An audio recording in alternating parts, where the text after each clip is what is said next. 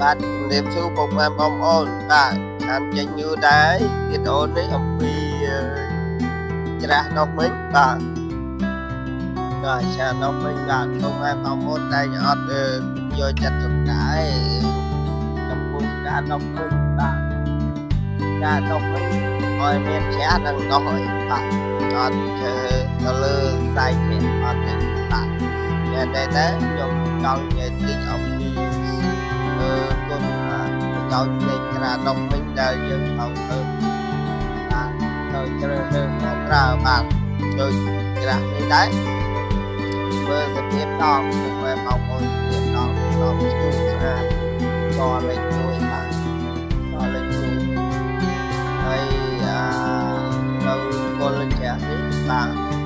អត់មានដំទេបងប្អូនអាចមើលច្រាស់បងប្អូនមកច្រាស់មកមានតំបន់បាទហើយមួយទៀតខ្សែច្រាស់បាទខ្សែច្រាស់ក៏ពិសេសដែរដែលធ្វើជួយបំផុតយើងអាចដុសវិញដាក់ដុសវិញវាបើសិនជាយើងមានកម្លាំងមកមានអីមានគោមអីទៅចប់សាច់ចប់អីលោច្រាស់ដុសចេញហើយអត់ចាំអាចយកទៅចាក់ទេទៅចាក់ឡប់មិញអស់មិញអស់បាទដែរទៅចោលវិញវាស្រួលក្នុងវិញអាណាមិនដែលតបវិញដល់ស្ទើរកាន់ដល់ចប់ទៅចប់ទៅច្រឡៅចឹងដាក់ក្នុងខ្លួនដាក់ក្នុងកាយជ័យបាទដល់ហើយចេះអស់ហើយមួយទៀតខ្សែជ្រះមើលពីខ្សែមានទេមើលពីខ្សែមានពុកម៉ែបងប្អូនមានដឹងអំពីមានបាទមានអ្នកអោមានដើរជួយលម្អខ្លួនទេអ្នកអោជួយកំចាត់មេរោគទេបាទអ្នកនឹងថាតែមានពាក់នៅខ្លួនយើងបាទពាក់នៅខ្លួនយើងហើយខ្សែចាស់នេះធ្វើជាពីខ្សែមាសដាក់នៅបន្ទប់ទឹកវាសម្រាប់បាក់តេរីមេរោគបាន 100% បាទជួយសម្រាប់ពុកម៉ែបងប្អូនយកមកដោះនាំមកអត់ខ្លាចបាក់តេរីមេរោគអីទៅគុំជាប់ឯងវាសម្រាប់បាន 100% នឹងគុណសម្បត្តិដែលយើងប្រើច្រាស់ដុសមិញហ្នឹងបាទហើយមានការលក់ដាច់មែនទែនចំពោះច្រាស់នេះបាទក្នុង12នាទីអាច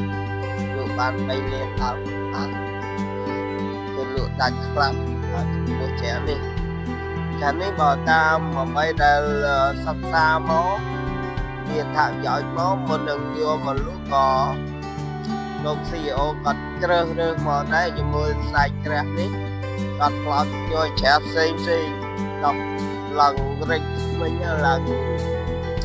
ហើមចាញ់មិញហើយចង់ខូចហើយមកបានច្រាស់យកមកដាក់លក់បានតែច្រាស់ច្រើនអត់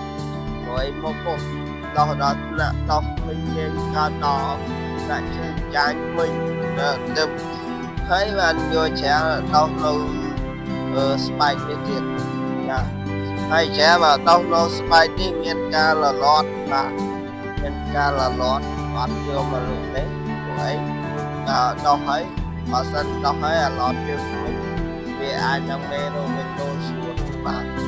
អាចឆ្លងមេរោគចូលក្នុងសាធារណកាយយើងស្រួលបាទនេះខ្សែជូនអត់មានការដាច់តលត់វិញចាច់វិញទេបាទពុកម៉ែបងប្អូនបាទចឹងអរគុណសម្រាប់ពុកម៉ែបងប្អូនដែលតាមដានទាំងអស់មក